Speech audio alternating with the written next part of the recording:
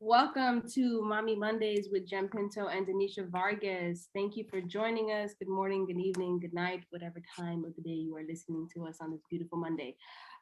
Today is a nice topic I really am excited for. It's about stay-at-home moms, and not only just stay-at-home moms, but we are in a generation that now it's pretty much a working stay-at-home mom because aside from the work of motherhood, they're also running businesses. So it's really interesting, and I'm excited to talk about this because I had a different perspective on it before I became a mother. What was your thoughts about it, Denisha? Like about stay-at-home moms before you became a mom? So I always pictured a stay-at-home mom, first of all, just for wealthy people. Like broke people don't stay at home, period, right? I figured a stay-at-home mom would be like a wealthy lady that gets to stay home, that her kids still go to school and Right. she just stays home like in a fancy house. Like honestly, that's what I pictured. That started shifting um I don't know when, but I do know that by the time I was pregnant, I knew that a stay at home mom was something totally different. So I don't know where the transition came, but there definitely was a transition before having my children.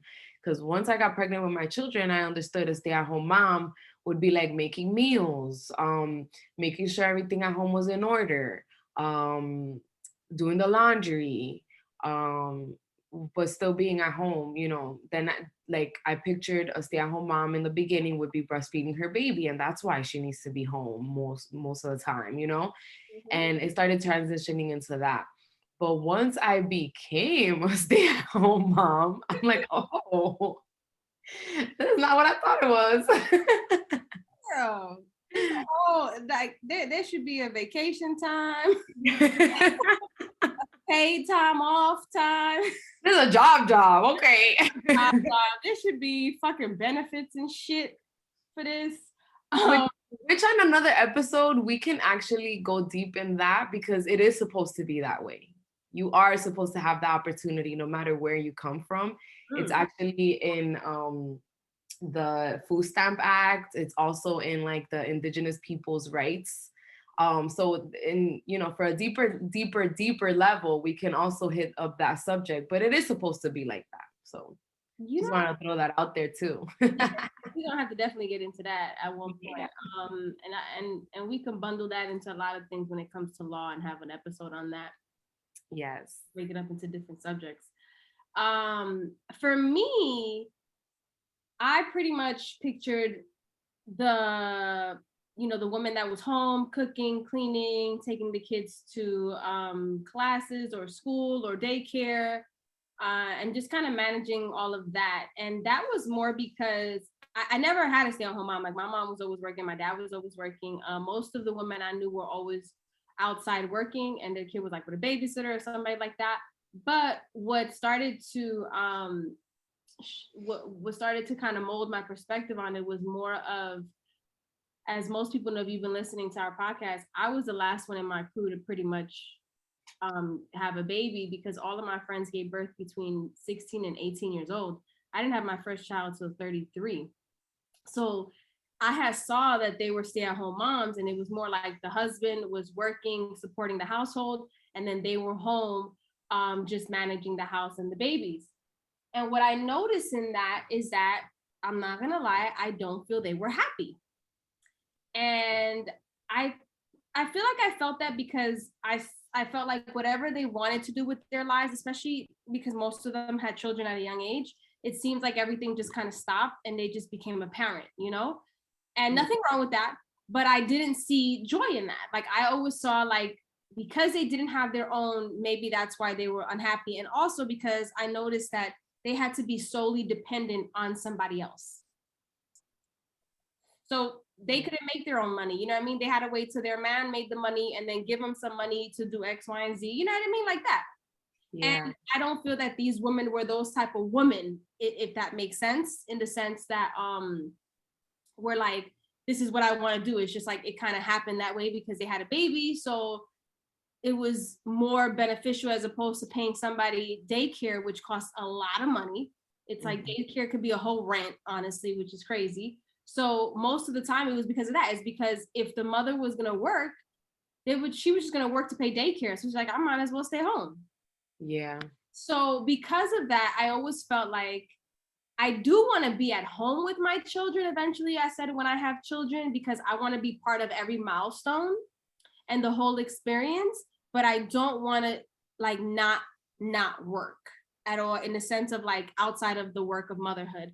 I did want to at least say, you know what, I would like to at least have my own business that I can work from home.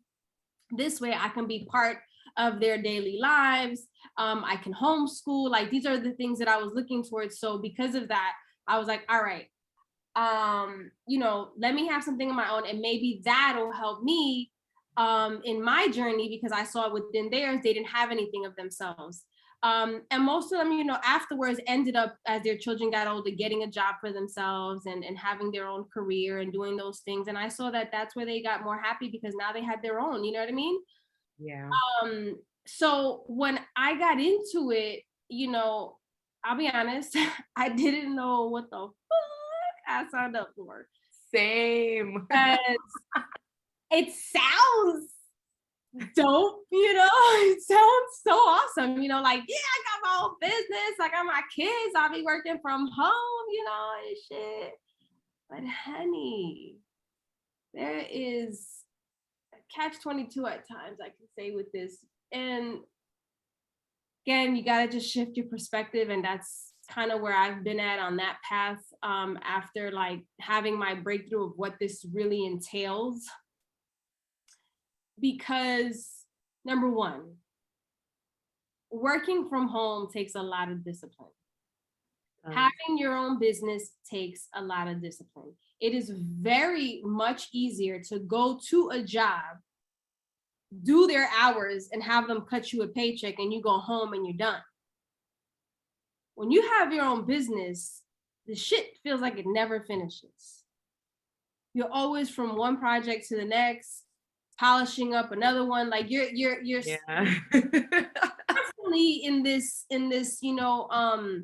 circle of just building the business, and within that, while you're trying to raise children, it's not going to be the cut and dry, let me go to work from 9 to 5 and then come home. Because when you're doing it from home, that 9 to 5 turns into 9 to 9, buddy.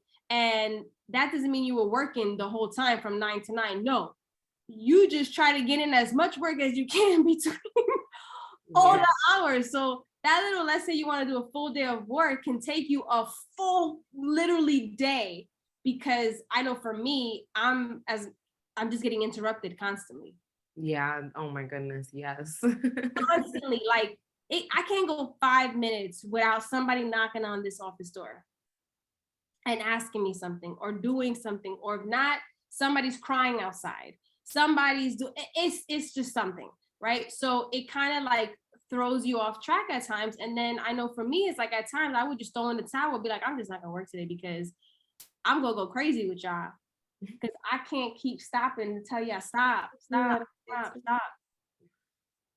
Yeah, I definitely do that a lot too. I it's hard. It's so difficult. But again, everything in life is hard, And it's like you're saying, you can go and dedicate. But I remember my mom, after she graduated and she didn't have to work as much, because now she had this like 9 to 5 job that has like health insurance and has like all these benefits, right? But it was still hard. Like I would remember her having to take us to school, or having to like, the thing is too, my mom had a little bit of a community. Her sister was around, her cousins were around, and we had like age groups. So there would be like a parent, like my aunt would take us all after school, or you know what I'm saying? So that made it a little bit easier. But thinking myself, like I'm here at home, and sometimes I think like, damn, bro, how do women do this shit alone?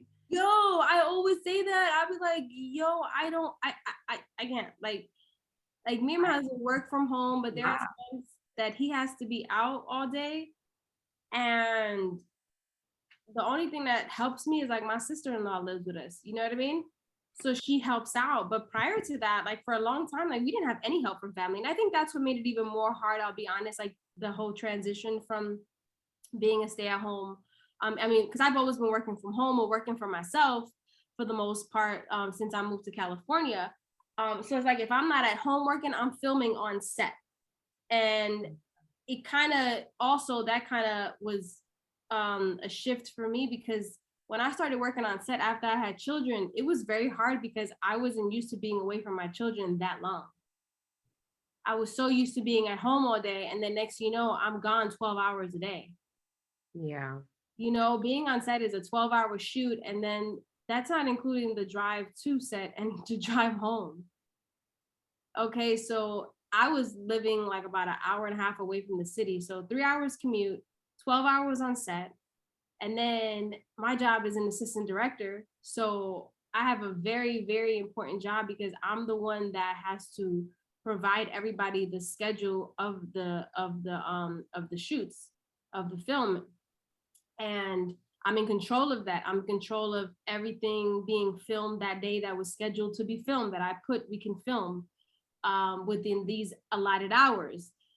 I have to make sure I get the schedule to everybody every single night, because you can't do it, ahead of time, because every day we have to go by what happened that day and make sure, okay, did all the scenes get filmed? Okay, now we can move on to the next day. And then I have to come home when I get home late and make sure it's what's called the call sheet. I have to send a call sheet out. So I have to edit the stuff and then send the call sheet out, get a few hours of sleep, and then go back the next morning and do it all over again. And movie shoots can last anywhere from a week to 3 weeks to a month to 2 months. So filming was a lot, because it was like, oh my God, I got these children at home. And not only that, now my husband is by himself at home with them. And it's like, male or female, the shit is hard. Yeah. When you are by yourself with these children, they are very demanding. They are. They are very demanding. So it's kind of hard. Like, because then he was trying to get his work done, and then they were making it impossible. So there was nobody to be like, okay, let me hold them down for like 2 hours, and then you go work, and then he holds it down for 2 hours and I go work. Like, we were not able to do that. So that became challenging also. And I think that just as a whole, like, you got to cook, you got to clean, you got to do your business, And when we say cook and clean,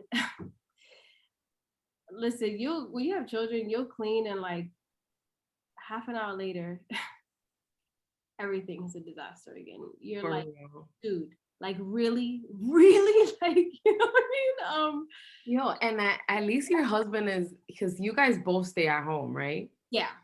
So that's like really interesting also, because I haven't had that perspective. That's goals to me. We want to just be home all the time with them, just be able to do activities and stuff like that together as a family. But right now, my husband goes out to work and I stay home alone. So it's funny that you say that, because no matter what I do around here, it's just always going to look like, to whoever walks in the door, that I'm here doing nothing. Oh yeah, totally.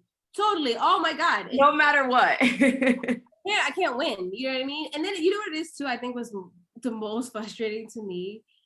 Yo, I cannot stand, like, my issue with cooking 3 meals is that requires 3 times of dishes. Because For real, yeah. you can't, I can't cook again until I clean the whole kitchen. That's me. Like, I have to clean everything, all the pots, all the stuff. I have to clean everything in order for me to start fresh again, to dirty them. But I gotta just clean the whole thing, clean the counters, clean everything, gotta be clean. And then I go and do what I gotta do. And then I gotta do it again afterwards. So then I'm just like, dude, that takes like an hour and a half, just having to clean and then cook and then clean again. And you're like, damn. I spent the whole day cooking and cleaning. Cooking, cleaning. Like, I just finished it, I gotta do it again. Like, so it's not for the weak, I tell you that, man. And I used to get frustrated a lot of times, because I used to have friends that were stay-at-home moms, and I remember, like, at times, like, their partners would say like something smart at their mouth, like, oh, I don't know what you're complaining about, because all you do is stay home with the kids. Like, I'm the one out there working and working. I'm like, in my head, do you know what this woman has to do all day with these children? Mm-hmm. Like, I've been there. I go home because of that. Like, yeah, my kids at the time. But it's like I see how much they have to do. And I'm like, yo, all I see them doing is cooking, cleaning, and laundry. Cooking, cleaning, and laundry. Cooking, cleaning, and laundry. That's all I see all day. Yeah, and that can get very, very, very tiring very easily if you don't have a system going. Yo, there has been times I'll be like, yo, F this.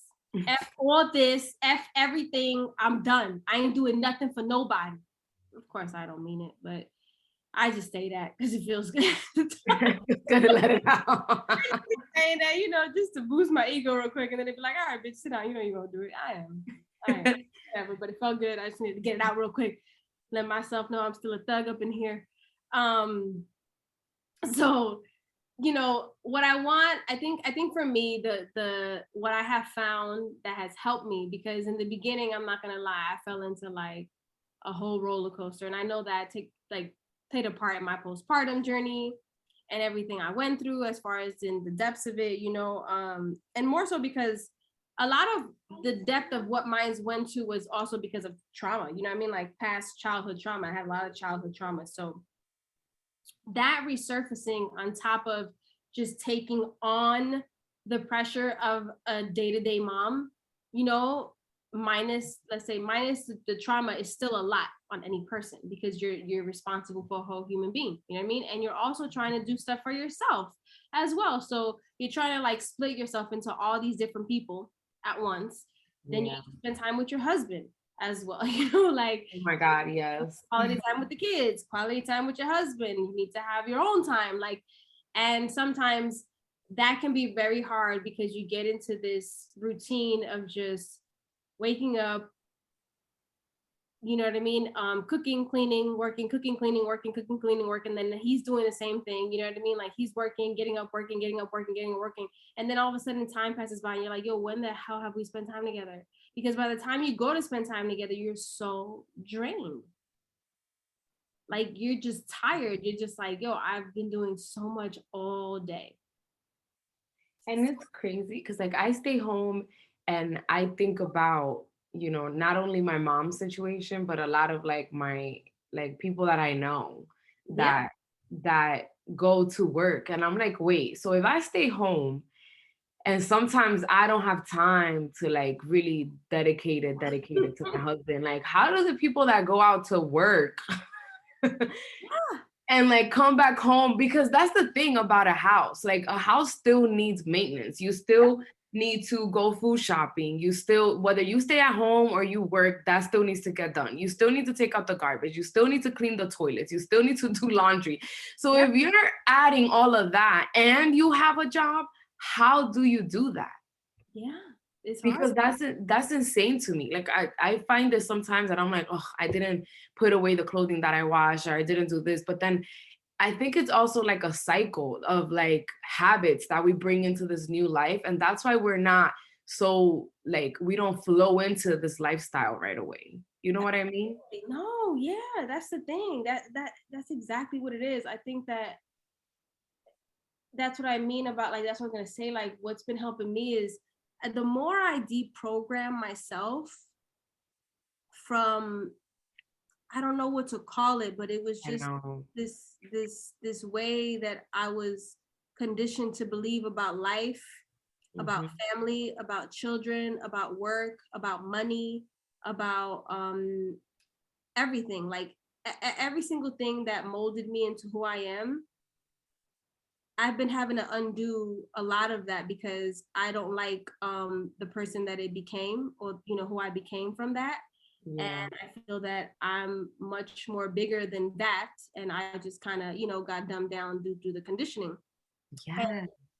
the more that I undo it, the more I'm able to experience this journey of motherhood more freely and more better, because I'm realizing that they planted this way of life that was going to stress us out so much in one of the most incredible journeys of our lives, and that is parenthood. Yeah. It's not an easy journey, but it's by far, I will say, one of the most beautiful ones I've ever been on, because the growth that I have done, um has been so deep because I have been in such a huge state of awareness after having children. And so now I can see my traumas. I can see the faults. I can see the conditioning. I can see the brainwash. So that when it starts to happen, like just mechanically in my head, I'm able to be like, nah, nah, nah, nah, nah. That's not the reality I want. Yeah. And I'm able to shift that, you know? And I was doing this exercise thing that I think every parent should try it. Abraham Hicks, I always talk about her because I love listening to her. She has this book called Ask and It Is Given. And in that book, she goes into these emotional, like just basically like emotional places you go to, like Yeah. joy, happiness, fear, sadness, rage, you know, like all these different types of emotions, right? So she creates like this scale of like 1 to 22, right? 1 being joy and all that stuff. And then like the bottom, bottom, bottom, I don't know what it is, but it's probably the worst it could ever be, right? Like probably suicide, you know, like to that degree, we're talking about emotions. And I remember she did this lecture that I watched, and she talked about how every day she kind of rated herself on that scale when she woke up, and she would see where she would go on the scale throughout the day. Would she go up or would she go down in the scale? And if she went down in the scale, what part of the day would she get down, and why? Why would that happen, right? So as I started doing this, I realized how horrible I was. I'm not gonna lie. I would wake up feeling, first of all, I would wake up with too much stress in my brain because I would drag on the stress of the day before, right? So I would have insomnia and I wouldn't sleep. So once I started being more conscious of this part of my emotional you know, levels, I was like, all right, when I wake up, I'm not looking at my phone, I'm not looking at no bills, I'm not looking at I'm not looking at anything that has to do with life, you know what I mean? Yeah. I'm Yeah. just gonna be, you know, I'm just gonna wake up. I'm not gonna pick up my phone. I'm just gonna, well, I use it to meditate. So I'm just gonna put on my meditation thing, right? And I'm gonna meditate. That's the first thing I'm gonna do.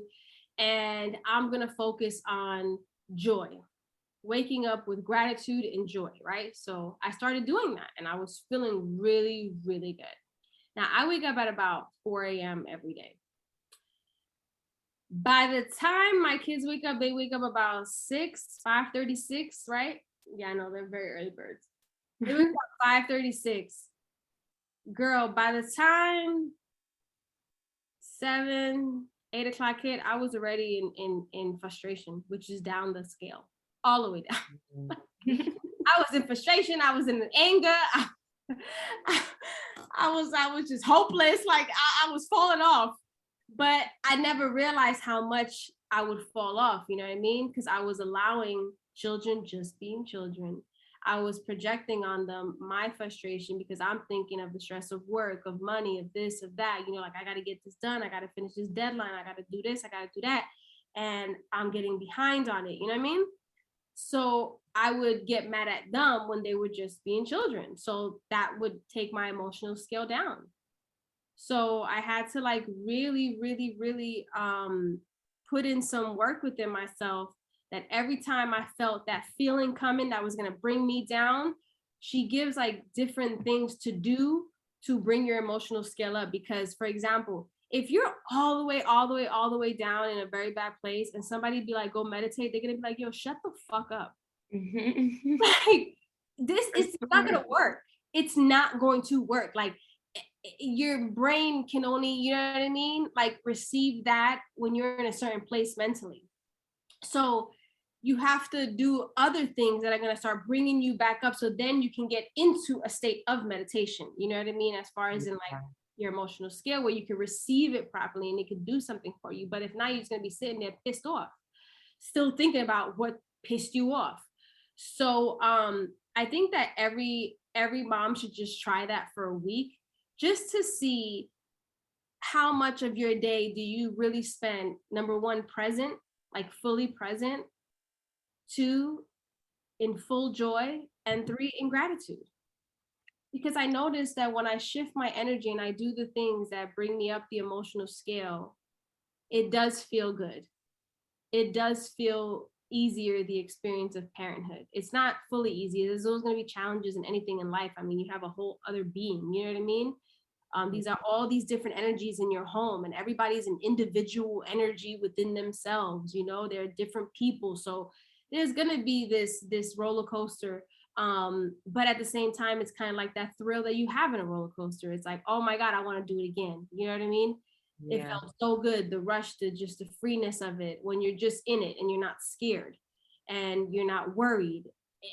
All those things I think has helped me in my journey as a stay-at-home working mom, because I have a lot on my plate and I have to, you know, at times I have to know when to check out and just say I'm not doing shit. I Yeah. don't care. Like the kids are having one of those days where they need me, and I'm gonna lose it if I keep trying to do something that it's impossible. They're not gonna let me do it.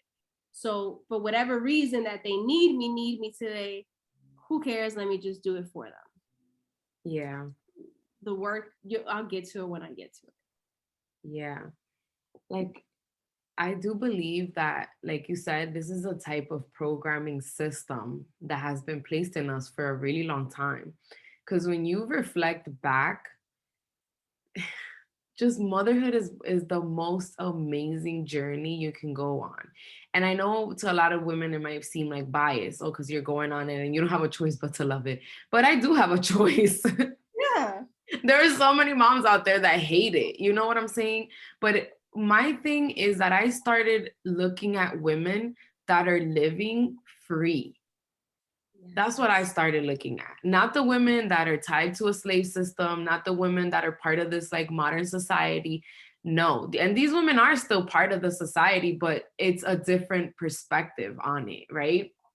These mothers are mothers that homeschool their children. They're mothers that grow their own food. They're mothers that have different systems in their land or whatever to have in case of an emergency. Or say, like the whole entire world can cave, and these women have a whole entire system in their home to keep it up, to keep their life going.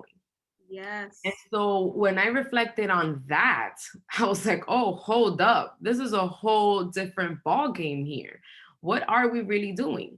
So I started doing like deep research on how women used to be back in the days with their children. And it's so much of the village, right?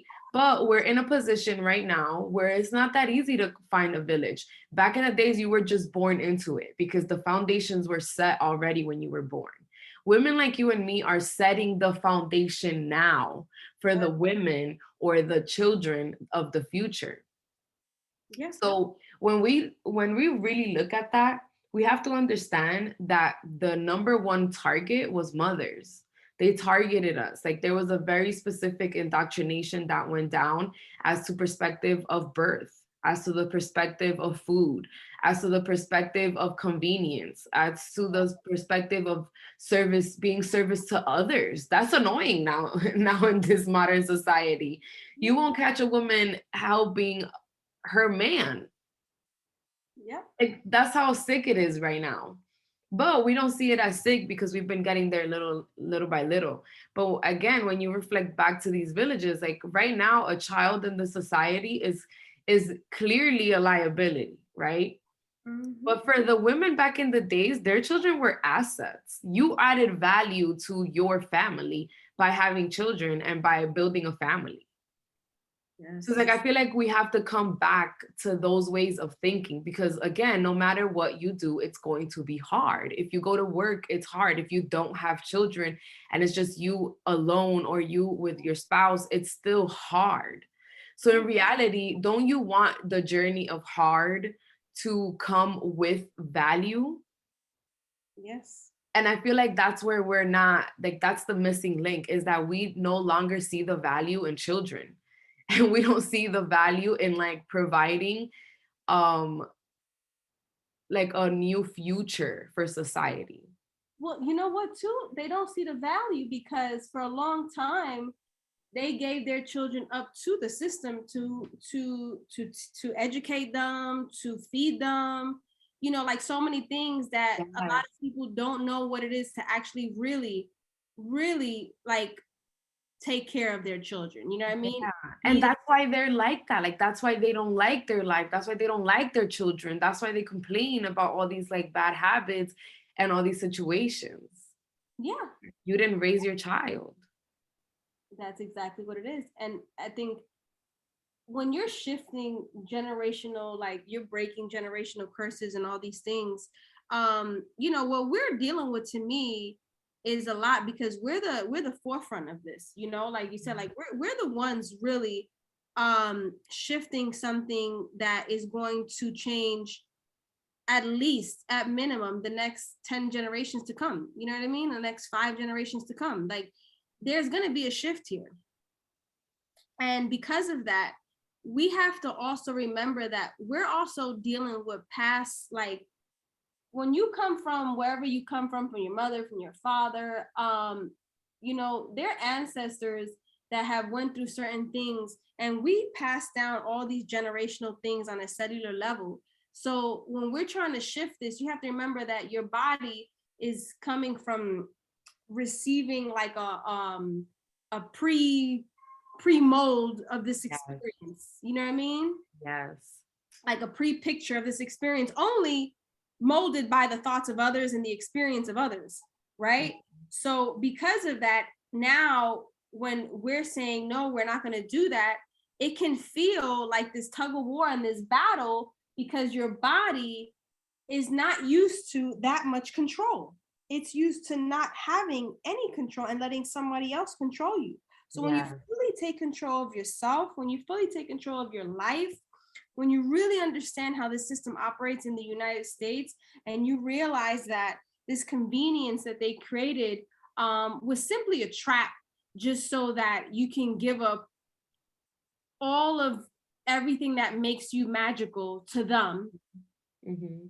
and then you're left with nothing. You're left with nothing for yourself. You're left with nothing for your family. You're left with nothing. You know what I mean? Yes. And it's like not only are you left with nothing mentally and physically and spiritually, but you're also left with nothing financially because there is no financial literacy. So we're just like coming in and leaving and not doing the purpose of what we were supposed to do in this experience. Exactly. We're supposed to set up the future, right? And it's really, you know, like this journey of being a stay-at-home mom and having my own business and doing that is challenging, but it's something that I wouldn't trade for anything in this world because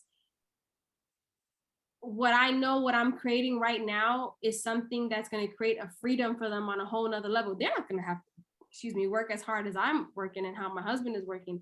You know, we were able to find a different career that has allowed us to make more money. But then we're also taking on all the opportunities that are coming. And although it's taken up, you know, a lot of our time in this current time, it's a very short time compared to what it would have been before had we not shifted, you know, our journey and saying, you Yeah. know what, we know that working like a slave and just doing that mentality is not where we're going to win financially. So when we deprogrammed our financial brainwash that we had about money and how we perceive money and what money really is, because money is a tool and you can use that tool correctly. If you understand the laws of vibration, if you understand the law of attraction, and if you understand that people say, "Oh, money's evil," whatever, and it's like, no, people are evil. You know, Yeah. evil people that do evil things with money, but it doesn't make money evil. Money is a tool, and it is a tool that we can use and we can create in abundance. With the certain business mentality of learning how to make your money work for you. We're used to working for the money and then that's it. We stop there. You suppose you work for the money, then you let that money work for you until you get to a point where now all your money is working for you. Yeah. So when we shifted into that world, you know, we're gonna have to put in some work now to manifest that world as a whole. Yeah. So we're at where now, let's say it would have taken us, I don't know, 10 years or to create what we were trying to build. Well, now we can do it in 5. because of the shift that we did. You know what I mean? Or now Yeah. we can do it in 3, whatever. Like now the possibilities are endless because of what we're doing now. And that is what we're realizing, like, okay, we got into this world, this experience of parenthood with this certain brainwash, and now we have to undo it and set up a different life for our children so that they're not going to have to do the things that we're doing, because they're going to be set up already about knowing and having their own business, being financially literate, understanding the power of their tongue, understanding the power of their words, knowing how to move about life, and all that comes with everything you expose your children to. So the reason I say that I love this experience is because now I'm able to witness my child's education firsthand. I know what they're learning. I'm learning with them. You Yes. know, things that Favorite I part. didn't know. Yeah, like I'm learning with them, because now we're going deeper with our learning, because we're going into critical thinking. We're allowing these children to explore more. And when you allow a child to just be a child and you're able to visually witness that, it is a beautiful experience, because you remember how free you were at one point too. Yes, like you were mentioning in the last episode, like that healing your inner child through your because of your children. Like they bring all these things to surface Yes. that it's like the programming of them is resurfacing, and you got to be like, oh wait, no, that's not you actually. That's not me. Let's get that. Let's go dig deeper into that and see how we got here. Yeah. Um, but I do want to say that homeschooling has been the deepest journey for me, I think, out of all the things. Homeschooling and financial literacy, which I'm still navigating, and the homeschooling, because it has taught me what you're saying. Like this programming has done that to us through the school system. Like one of the first things that people talk to you about when you mention that you homeschool your kids is, oh, but they're not going to be social, which is insane because my children are super social. So first of all, people, Oh, yo, like that's the last thing when people meet my children, when they hear that they're homeschooled, I wish you could see, I wish I could record every face, or that they don't go to school. Like I wish I could record everyone's face when they get that reaction, because they're like, wait, what? And always and worried it's about social interaction. Yeah, but the problem is that in reality, that's why your children are probably annoying at home, because they already programmed them to be around so many kids at one time. Whenever, ever in your child's life are they ever around so many children? Like not even at the park. At the park, you might find a handful of children when you go, depending where you go. But in every other social setting in their life, there is not that amount of children anywhere. No.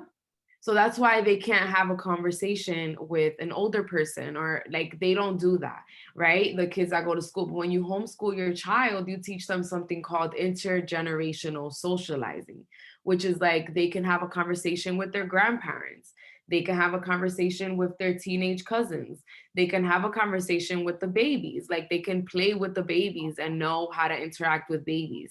You know what I mean? So the learning goes deep, because then they learn again about like they learn while they play. Like we really think that children are just out playing and like doing nothing. No, they're learning while they're playing. So if you let them be, like I know there's parents that are always like, oh, get off of that, don't get hurt. When I see that they're doing something carefully, I let them be, because I let them learn their lessons. They have to learn cause and effect. They have to learn like all these laws that are natural to us that nobody has the power to control. Those types of laws, that's how they learn those.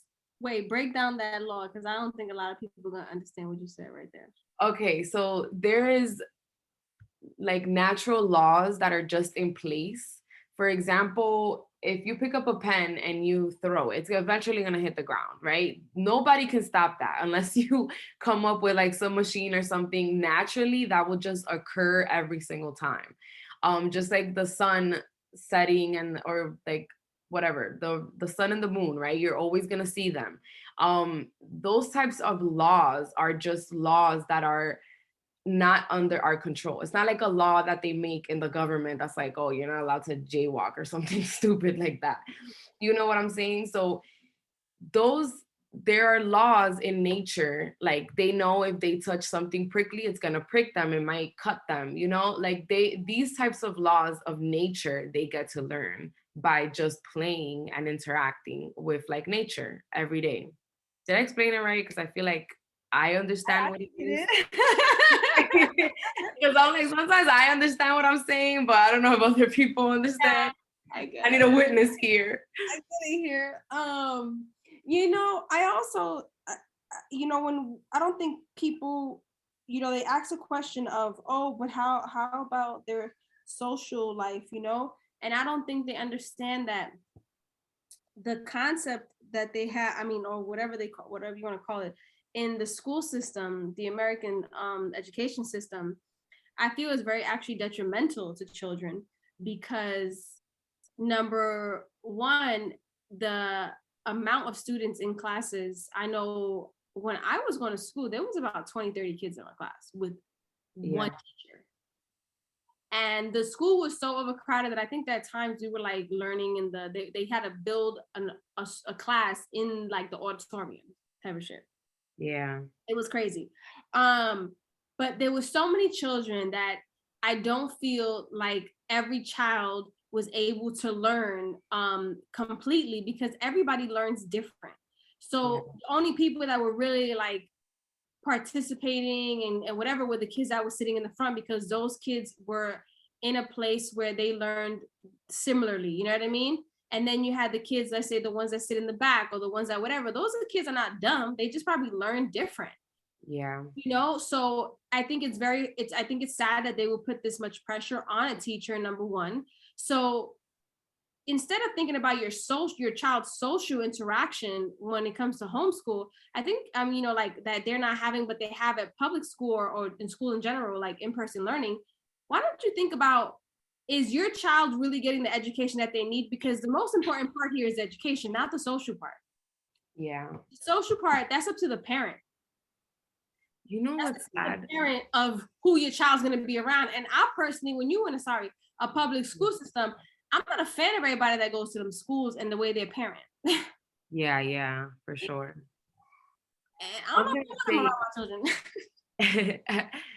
First of all, sorry for interrupting you, but I was gonna say, because I didn't want to lose the thought, but I had a teacher once like say to me, oh, well, the homeschooling is difficult, you know, you have to learn each child's. I only had one child. I mean, I don't even think I had children at the time. We were just having like a conversation between like my cousins and friends about like the future and what we thought like about all these like topics. And I remember that the teacher that she was my cousin's friend, and she told me, oh, you need to learn their learning, like you were saying, their learning skills or like their individual learning style. And then thank God, like I looked at her and I was like, okay, how many children do you have in your class? And she's like, oh, 25 or something like that. And I was like, do you know each one of your child's individual like learning needs? And she was like, oh, I don't actually. And I was like, so why would you say that? Like you're putting your position harder than the position of me thinking that I'm gonna homeschool my child because it's one child, as opposed to them being in school with you all day and you not doing one thing for their specific learning style at all. Yeah, exactly. My brother was put in special ed when he was, say it was like maybe fourth grade, fifth grade. I can't remember. But my brother was not done. Let me tell you, my brother is very, very smart. Okay. I'll be honest, there was a lot of things he was way smarter than me was, like than I was in school. But I was good at test taking. I was very good at testing, very good at memorizing. Yeah. So I can bullshit a lot. I mean, also I was an actress for years. So I will bullshit my way through a lot of shit. I'm not gonna lie, number one. And number two, I knew how to memorize, so I knew how to just pass a test. That doesn't mean I understood it. That doesn't mean I knew it. It doesn't mean any of that because I didn't know shit. My brother was not like that, but my brother would like just know it. I don't know how to explain it. And when you put these children, let's say in like ESL or I don't know, special ed, whatever you call it, it does something to their self-esteem. And I think that's just with the public school in general, the way they separate these children, I think it affects their learning in a lot of ways. It So does. when you're able to be at home and homeschool your children, it doesn't, not to say that it doesn't come with a challenge, but at the same time, it's only a challenge because you're not, you think this is not normal, but that's actually the normal way. We're supposed to be the teachers, like the first teachers to our children, not an outside person. And then when you bring in outside sources to teach your children, you better know who these people are.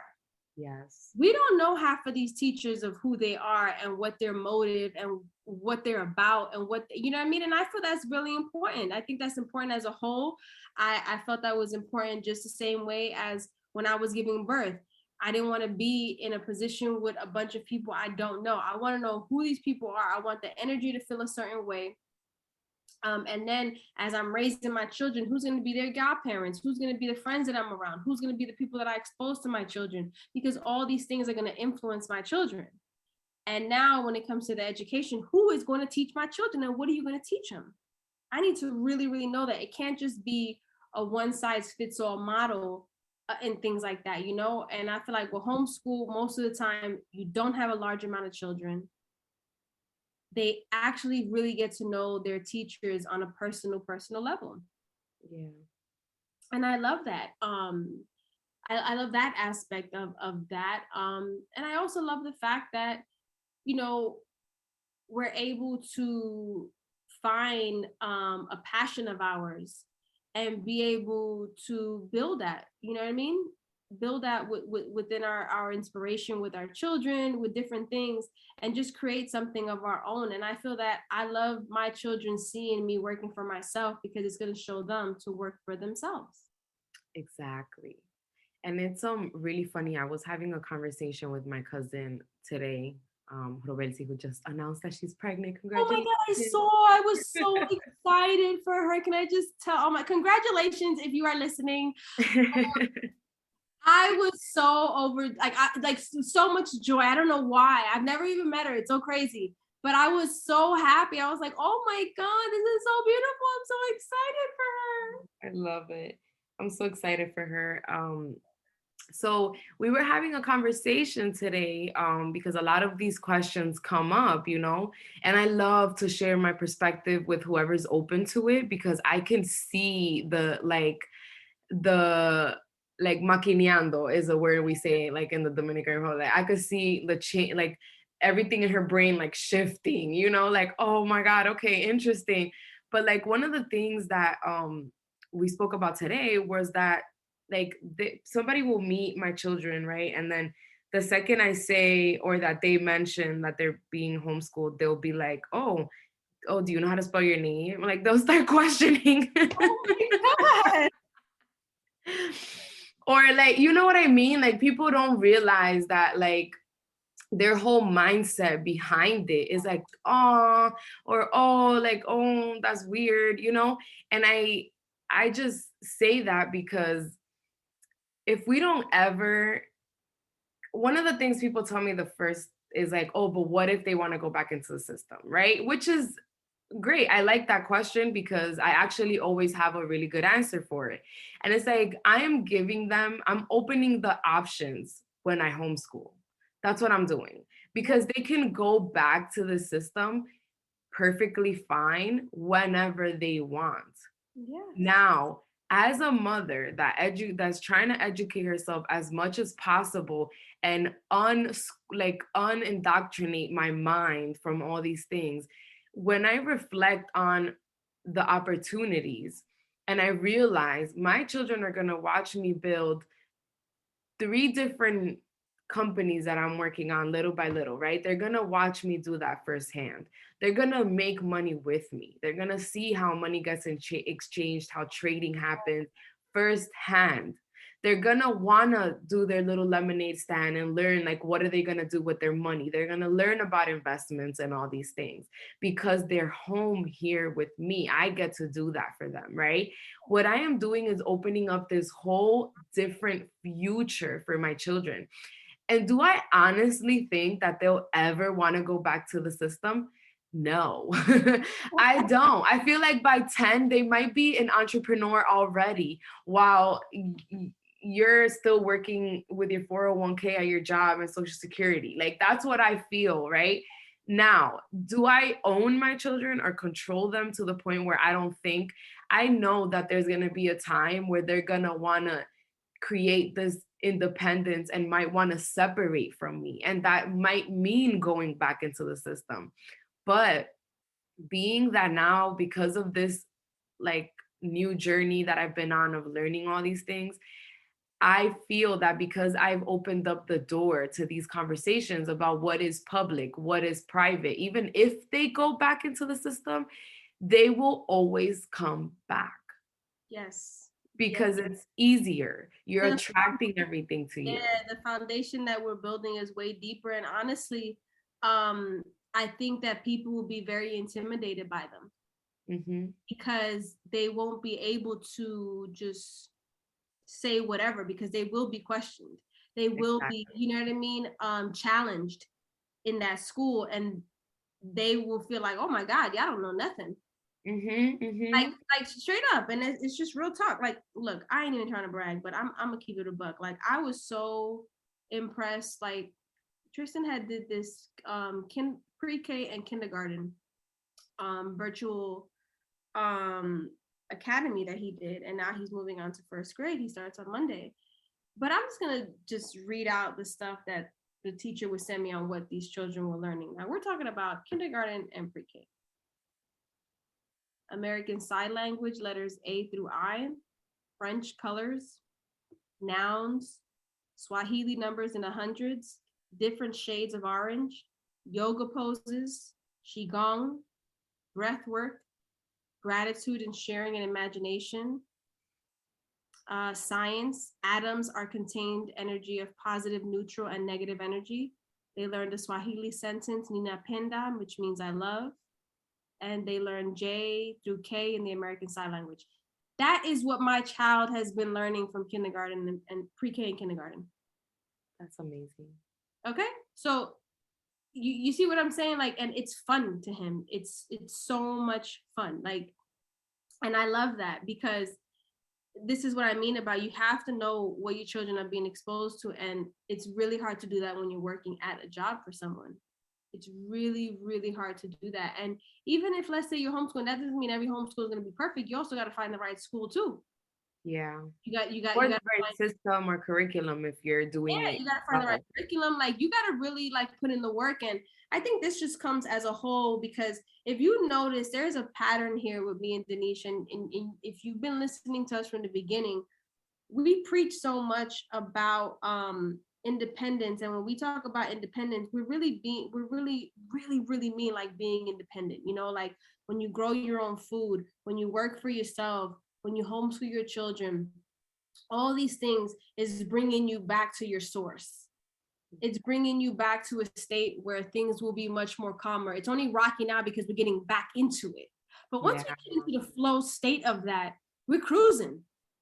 We're fucking cruising through that, you know what I mean? But right now, because we're the first ones right here saying stop, we going back.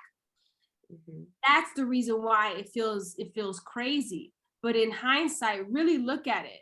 Teaching your child the value of understanding how money works will have them in a financially free state at a very, very young age. So it's like these quote unquote sacrifices that we make day to day, you know, within the stress, within the craziness of working and cooking and cleaning and all this, comes, I think, one of the most incredible futures that I can think of at this point, because now I do feel that I'm living my purpose in this life. I'm doing what I'm supposed to do. I'm setting everything up for them, and I'm doing it correctly. And education is one of the top things. Yeah, it really is. One of the main ones too. Yeah. And it's the most difficult one too, because again, at least my culture, I'm pretty sure yours too, is so tied to the work ethic that they think that if they don't have like a job, that um they're not being like successful, or like they're not being productive, or they're not being, you know what I mean? Like it's in that, that's how we try to show our value. And Yeah. it's like we don't understand that that was very much like imprinted in our brains through these systems to let us know like, yo, you're not valuable unless you put in the work. But we we are the work. We are the currency. We're electric beings and we flow through this world. Yes. And so if we get to understand that the real money, quote unquote, the real money is us. We are the currency. Whatever we set our minds to do is what is going to happen. So of course they have our minds in the work system because they wanted workers. And guess what they got? A bunch of workers. Workers, yeah. Like the number one thing that I think is now frustrating me is when people are like, oh, you need a break from your children, like, because that's all you do. And it's like, bro, I don't need a break from them. I don't need a break from my children. Yeah, there's moments where I'm like, yo, go to sleep. But I don't need a vacation from my children, like to be a week away from my children. I don't need that. I'm very much happy here. Like seeing my children learn, like looking at their smiles every day when I bring them like their food, or when I rearrange their room and make it look different and cute. Everything is so And exciting for them. yes, and it's like all these things that I used to care about so much, like, oh, I need to organize my house. So when, when people come over, like it's not a mess. And now I don't care. Like this is my house. It's a lived-in home. And you're gonna see it in absolutely every single corner of this house. Okay, yeah, it's not like a huge mess, but past me, this would have been considered a huge mess. Yeah. And learning that the flow of life is what's going to fill me and is what's going to provide for me in the future and forever is what made everything click. Because I was having a really hard time where like, yo, I don't even like this, like what am I doing? But just by appreciating the smiles on their faces every day, getting to hear them play and laugh, something I was never able to do in my home, letting them go outside and explore nature, letting them ask me questions. Yes. You know how hard that is for me? I was never allowed to ask that many questions. Like it was annoying, and just it's a privilege to answer. A privilege, but I want to say very like it there's work that comes along with it. So it wasn't that it was gifted to me. A lot of people are like, oh, that's privilege. Yeah, okay, I had to work my ass off for this life. So it's not privileged. But I do consider it a privilege to hear my kids laugh and play every single day. That when they are upset about something, they're not in some school system with some nurse that doesn't give a shit about them, that hasn't sitting alone in the chair while they're upset about some kid saying something mean or something that hurt their feelings. Like we're skipping all of that. Is that so many of those children too, like we don't know what's going on in these homes. Mm-hmm. We don't know what's going on in these homes. And that is why sometimes I think a lot of parents would be like, oh, my child's a different person when they're with me and when they're in the school system. And it's like, I think we all were. Yeah. One person when we were with our friends out in school, and then we were another person when we were with our family members, But that also comes with, we were also being, receiving other children's energies and whatever they were going through in their homes and how they were reacting and how they were handling stuff. So you have just this pool of just a bunch of people that you don't know what's happening, you know what I mean? And influencing your children. And then it's like you have these teachers that are put under an extensive amount of stress with the way the system, doesn't take care of them properly and doesn't have a better system in place for them. So now these teachers are stressed out, and who are they taking that frustration out on? With your children. Yeah. With your children. So it's just like, I just feel like right now, I would rather do all of this to know that I know, just the same way with the foods, I know what's going in my child's like food, stomach. I know what they're eating. I know what they're being fed. I know what they're watching. And it's not to have like control, like on some obsessive stuff. It's to monitor the things that are very important right now in this molding stage, because we have too many people conditioned one way, and I'm not with that way no more. Even family members of mine, even friends, like my children can't just be alone with everybody, even people I love, you know what I mean? Because there's a certain thing that I'm doing. So I'm going to have to take this much control right now. I'm going to have to look like that parent right now. And I don't care, because I know what I'm creating here. Like my children are very different children, very intelligent in their own way of how they receive information. But I'll tell you one thing, you put them all in a classroom, let's say they were the same age, but the same type of person they are. Put them all in a classroom together, and each and every single one of them, only one, Tristan will be the nerd in the front. Kaylani will be the girl sitting all the way in the back causing problems. She's listening, okay? And Celeste falls somewhere like in the middle of like, she may get influenced by Kalani, or she may be like, let me just listen like Tristan. She's kind of in that mix, you know? So there's 3 different children that I feel like if they were in the school system and they were in the same grade and the same age, they would all not benefit from that school properly. Yeah.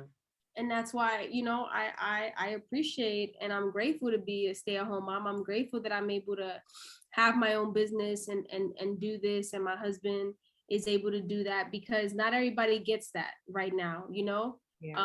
Not everybody has the, you know, the ability to do it. They have to like physically go to a job.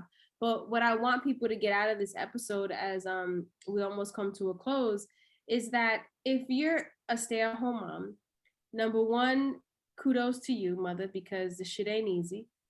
And you're doing a great job. Just know that you're doing a great job. If nobody's told you that, I'm gonna tell you today, you're doing a great job. That's number one. Number two, if the stress is very, very overwhelming to the point where it's just too much, sometimes we can get to that point. If you have the ability to ask for help, ask for help. Do it. Do not be embarrassed. Do not be, you know what I mean? Like scared. Do not be ashamed. Like you have no idea how many women probably are willing to help. You know what I mean? Ask for help. You know, that was something big that I had to learn, like to ask for help, because I wasn't somebody who was like that. I just figured out on my own. But at some point I'm like, all right, this is a lot. We need help. It was a lot for me too. Yeah. So help is also beautiful with people you trust.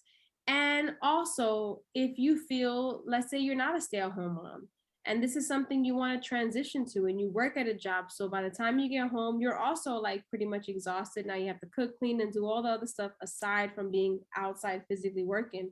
I want you to set a plan for yourself. Set a goal for yourself of how long you'll be at that job and what type of career that gives you joy and is a passion of yours that you've always had, that you can get into, that you can grow a business into. We are in a time right now where the doors are open to have your own. It took years, because it wasn't like as easy as it is now. But you know, you have so many avenues right now, especially, you know, with the internet and all its avenues through that, to make money, to build a business. There's a lot of, you know, financial literacy workshops and things of that nature. Like all these things that we're talking about, more and more people are getting hip to game that we were fucking bamboozled with this American dream bullshit, right? Yeah. So because we're all waking up to that, a lot of people are now sharing their, you know, their knowledge on all these things about how to build a business. You know, obviously there's a lot of people that are also bullshitting, just trying to make people money. We know that. But Yes, you need discernment for that. Yeah, like find yourself something or somebody reliable that you feel can help and mentor you and guide you, and then work through that, you know, so that you can be a stay-at-home mom and do that when it comes to homeschool and just being more actively a part of your children's lives. I think a lot of us are going into that now because we realize how important this journey is of being present with them. So make sure to don't feel that you're at a dead end. And if you're a stay-at-home mom and it's something that you just don't like doing and you want to get to a job, do that too. You know what I mean? Like everybody's different. Like if you really, some people really just want to be at a job. Like they enjoy being out of their house, like with Yes, that. exactly. I do feel that all families find their flow though. Make sure that you are communicating these things to your partner if you have one.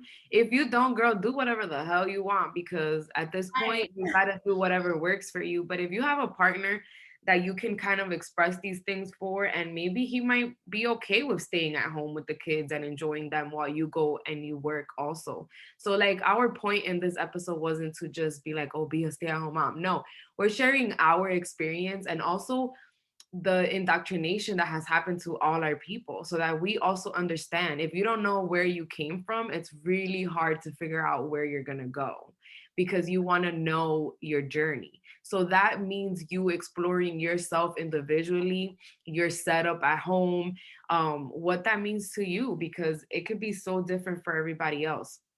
And I did also want to mention real quick that Jen said, like, it's like taking control.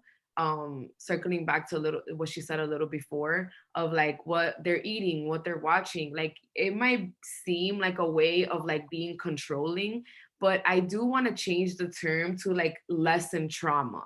Because what we don't realize is that the reason why we are not organized and we can't like follow through with our plans or like be consistent and motivated and disciplined with ourselves and with our is because of the traumas that we've gone through. Like they've already indoctrinated us to be a certain way where like we don't want to like just stay on the couch for a little bit and relax. Like we don't know when to chill, we don't know when to work, we don't know how to like read our own stages when we're like, okay, this is a good time to work, let me get into flow state. Oh no, this is the time for me to rest, let me listen to my body. It all goes back to knowledge of self. You Yeah. need to know yourself so you can get on this journey. So whatever that journey is to you, you're not going to find it outside. You have to really go deep within. And that means doing some shadow work. That means healing your inner child. That means holding yourself accountable. That was one of the hardest things for me. It was realizing like, oh wow, I ran a lot of masculine energy. I need to chill. We all did. My goodness, we all did. So I did want to like put an emphasis on that. What we're doing is lessening the trauma on our children so that they don't have to go through all these struggles like and just be able to flow into their lives, whatever their journeys are. Yes, yes, yes, yes. And just remember that at the end of the day, everybody, like we said, is going to have a different journey. The key point to knowing that you're on the right path is that you feel so much joy in that. You feel so much gratitude in that. Like you feel so good in that space. And when you feel good like that, it means you're in alignment to where you want to go. That's what it means. And it takes obviously you know, a journey to get there, you know what I mean, and different experiences and different challenges, but they'll all would be worth it if you have a different perspective of how you're looking at things, you know. Yeah, the And perspective is important. the perspective is everything, you know. And so I want you to know also, if you are a stay-at-home mom, I remember in the beginning, prior to having children, I was like a scheduler, like a manic scheduler. Like I would be like, I'm getting up at 6 a.m. and I would write this all down like on paper. Like my friends would laugh at me. So it would be like 6 a.m. getting in the shower, 6:30 a.m. meditating, 6:45 a.m. getting dressed, putting lotion on my, like I would literally write this whole shit down. 7 a.m. going, like every detail of my damn day, I would do it for the full day. Okay. Now, prior to having children, it was cute and I did it. Right. But when I had children and I try to play myself and write a schedule like that, I was realizing more and more how every day the schedule was going out the fucking window. And I was feeling so defeated. I would feel like such a loser that didn't get anything done. Why? Because I was like a manic and I'm putting like 20,000 things to do in a day. Unrealistic, but that's just me, right? And I remember saying, you know what? F it. I'm gonna do a schedule, but here are the three things that these are the three things that I have to accomplish in a day. And if I get to the other stuff, great. But no matter what, I have to do these three things. Number one, find every moment to be grateful.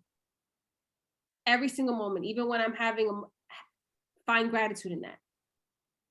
Number 2, stay in joy. Do your best to stay in joy every single moment of the day. If something throws you off of that, find something to get back into the joy. And number 3, it'll be like one of the main things I have to do as far as like work, you know what I mean? Like something I have to do that day, you know, like at least complete this if I don't do everything else. And in doing that, I accomplished more, number 1, than was on that list. But number 2, I just, like you said, listening to your body and knowing that if I'm off, there's no way that I'm going to be able to work completely 100%. If the children are demanding me and it's getting too much, like I said, know when to just tap out real quick and be like, all right, let me just chill. Like know when to do that. Don't be scared to do that. Nothing's going to leave you behind. No opportunity is going to leave you behind. Nothing, because everything that's meant for you is going to come at the time that you're ready for it. So sometimes your body is saying, yo, chill out, because now it wants to prepare you for the thing you've been asking for. Yeah. You know, and it opens up that portal. It opens up that vortex, as Abraham Hicks always calls it. So That's find also natural law, by the way. what? I said that's also natural law, by the way. Like Yes. going in rest mode to prepare yourself for your journey. That's what happens. But like when you go to sleep, your body automatically does this. It's us that stay in our thoughts that then bring the day before. But remember, the day before technically doesn't exist anymore, because if you go to the present, it doesn't exist. If you're sitting right here, nothing exists but right now. Right now. That's it. That's all that's happening. The present is the only thing that exists.